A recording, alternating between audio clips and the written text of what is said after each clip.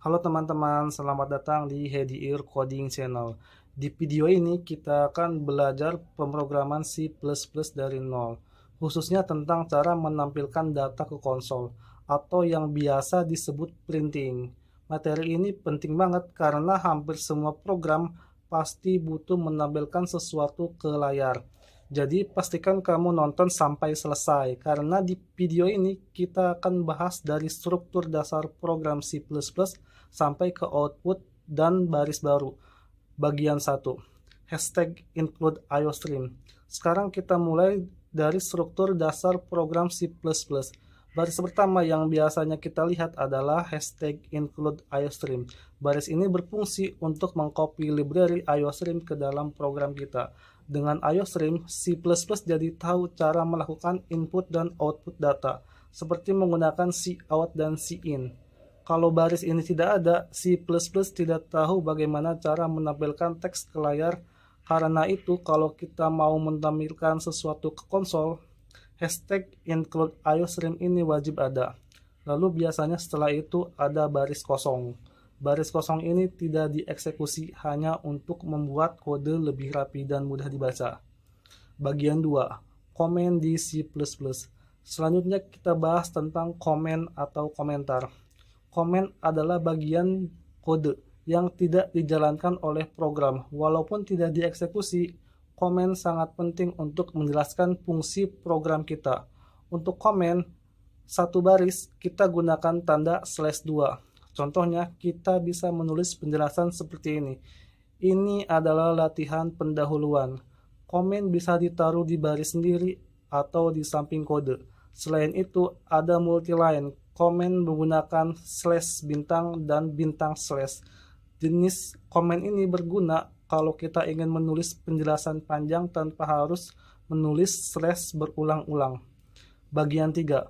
Fungsi main. Sekarang kita masuk ke bagian paling penting. Dalam program C++, yaitu fungsi main dalam kurung in main disebut sebagai entry point atau pintu masuk program C++. Saat program dijalankan, bagian pertama yang dieksekusi adalah isi dari fungsi main. Tanda kurung digunakan untuk argumen fungsi, sedangkan kurung kurawal disebut body, yaitu isi dari fungsi tersebut. Semua perintah yang ada di dalam body inilah yang akan dijalankan oleh program. Bagian 4. Statement dan titik koma. Setiap baris perintah di C++ disebut statement, dan setiap statement wajib diakhiri dengan titik koma. Titik koma ini menandakan bahwa satu perintah sudah selesai. Lalu muncul pertanyaan, kenapa kurung kurawal tidak pakai titik koma? Karena kurung kurawal bukanlah statement, melainkan penanda body. Aturan ini juga berlaku di struktur lain seperti if, for, dan perulangan lainnya. Bagian 5. std, cout, dan operator. Untuk menampilkan teks ke layar, kita menggunakan std.2cout. std berarti library, cout berarti console output, yaitu menampilkan data ke layar. Tanda titik 2 artinya kita mengambil cout dari std. Lalu ada operator yang disebut operator insertion, artinya kita memasukkan data ke dalam cout. Hasilnya teks tersebut akan tampil di konsol. Bagian 6. std inline. Sekarang kita bahas std.2 inline. Inline berarti inline atau akhir baris. Fungsinya adalah memindahkan kursor ke baris berikutnya. Kalau kita tidak menggunakan inline, teks berikutnya akan tampil di baris yang sama dan terlihat nempel. Karena itu inline sangat penting untuk mengatur format output. Kita bisa menggunakan inline sebanyak yang kita butuhkan. Bagian 7. Alternatif inline /n. Selain std inline, kita juga bisa menggunakan /n. /n disebut new line. Fungsinya sama, yaitu pindah ke baris berikutnya.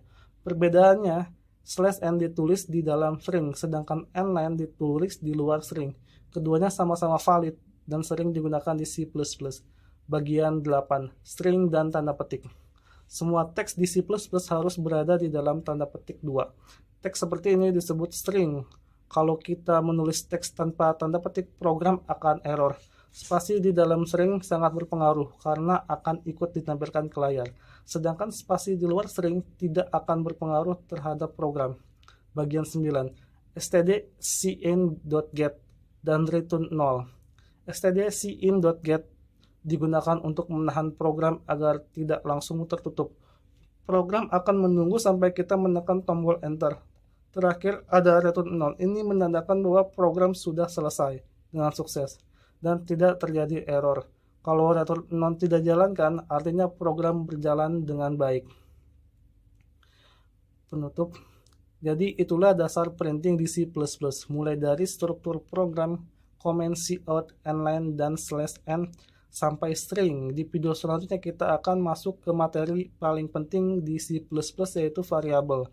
Kalau ada pertanyaan, tulis di kolom komentar. Jangan lupa like, subscribe, dan share ke teman-teman yang baru belajar C++.